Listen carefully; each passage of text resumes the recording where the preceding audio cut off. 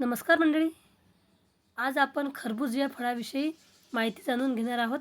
तसेच या फळापासून ज्यूस कसं तयार करायचं तेही रेसिपी बघणार आहोत. या फळाबद्दल सांगायचं झालंच तर या फळाची चव, याचा स्वाद आणि थंडाव्याचा विचार करता खरबूज हे फळ सर्वोत्तम फळ आहे. त्यात पोषण मूल्य भरपूर प्रमाणामध्ये आहे.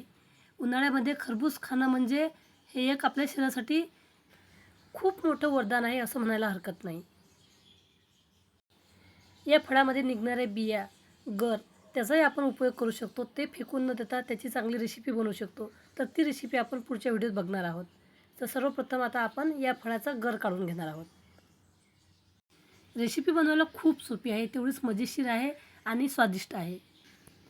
खरबूज यामध्ये पाणी तर भरपूर आहेच, त्याशिवाय जीवनसत्वे आणि क्षाराचे प्रमाणसुद्धा भरपूर आहे, ज्यामुळे आपल्या शरीराशी संबंधित अनेक समस्या दूर होतात.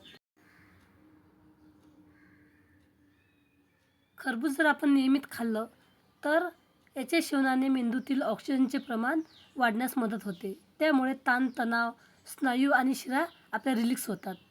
खरबूज खाल्ल्याने लिव्हरच्या समस्या देखील दूर होतात. रोगप्रतिकारक शक्ती वाढते.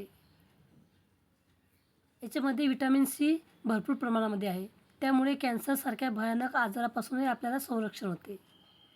खरबूज जर आपण रात्री खाल्लं तर आपल्याला व्यवस्थित झोप लागते. यामध्ये भरपूर प्रमाणामध्ये फायबर, पोटॅशियम असल्यामुळे आपलं वजन देखील कमी होते.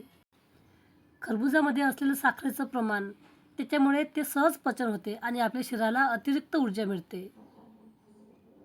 खरबूज हे फळ सहसा आपण जेवणानंतर खावे, कारण खरबुजामुळे जेवण उत्तमरित्या पचते. म्हणजे उन्हाळ्यामध्ये अपचन होण्याची शक्यता देखील कमी आहे. म्हणून उन्हाळ्यामध्ये ज्या फळामध्ये पाण्याचं प्रमाण अधिक आहे अशी फळं आपण खायला पाहिजे. खरबूज मस्त कापून झालेलं आहे. आता मिक्सरचं भांडं घेऊन त्यामध्ये हे खरबूज टाकायचं आहे.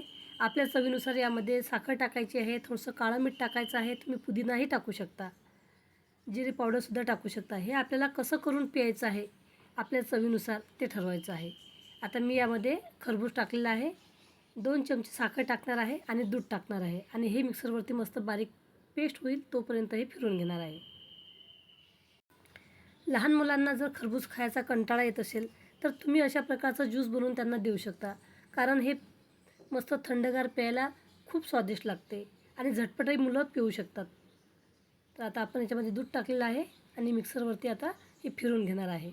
मस्त बारीक स्मूथ पेस्ट होईल तोपर्यंत हे बारीक करायचं. त्यानंतर एखादा मस्त काचेचा ग्लास घ्यायचा, त्यामध्ये थोडंसं बर्फ टाकायचं आहे आणि याच खरबुजाच्या मी छोट्या छोट्या फोडी केलेल्या आहे त्या आता टाकून घेणार आहे.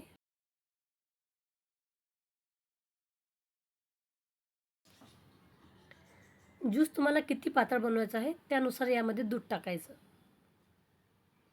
तर मी मस्त दाटसर हे ज्यूस बनवलेलं आहे. आता यामध्ये मी टाकणार आहे थोडासा सब्जा. तर 5 मिनिट फक्त सब्जा पाण्यामध्ये भिजवून ठेवा आणि तो आता या ज्यूसमध्ये टाका. मस्त हेल्दी आणि टेस्टी खरबुजाचा ज्यूस तयार झाला आहे. दिसायलाही खूप सुंदर दिसत आहे आणि यामध्ये जे आपण खरबुजाच्या छोट्या छोट्या फोडी टाकलेल्या आहे त्यामुळे ते खायला आणि प्यायला खूप मजा येते. जसं की खा के पिओ या पी के खाओ, गोष्ट एकच आहे. तर मस्त दाटसर आपलं ज्यूस तयार झालेलं आहे. रेसिपी आवडली तर रेसिपीला लाईक करा, कमेंट करा. चॅनलवर नवीन असाल तर सबस्क्राईब करा. बाजूला घंटीचं बटन असते त्याच्यावर देखील क्लिक करा. व्हिडिओ बघितल्याबद्दल धन्यवाद मंडळी.